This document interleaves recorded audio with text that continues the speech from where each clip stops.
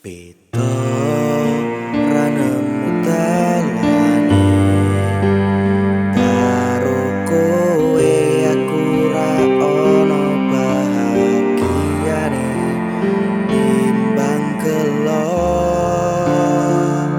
menti sia-sia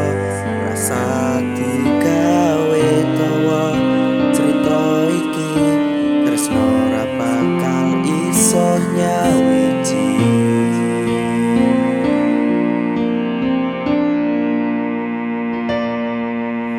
Abot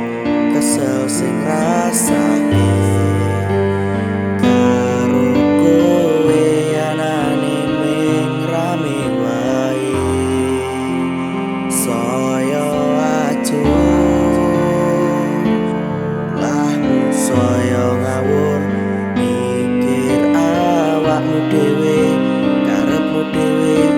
tanpa kelingan janji awale.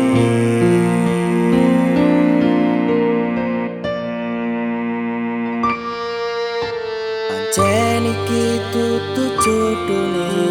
rasa dipaksake kabeh iki wis ana dalane percaya wae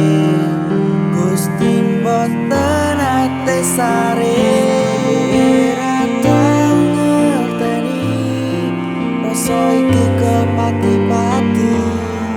tipe buta kowe goleki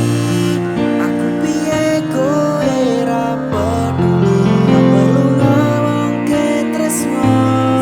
yen kuwi mung gawe lara ra perlu dolanan rasa awak dhewe penak kanca.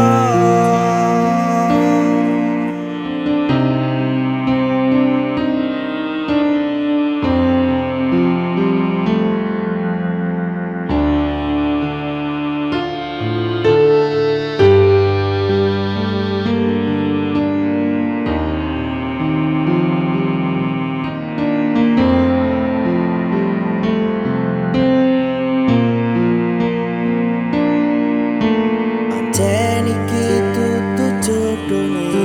rasa dipaksake kabeh iki wis ana dalane percaya wae Gusti mboten ate sare ra tau ngerteni rasa iki kepati-pati tipe buta kowe goleki aku piye kowe ra peduli ra perlu ngomongke tresno yen kuwi mung gawe lara ra perlu dolanan rasa awak dhewe penak kanca.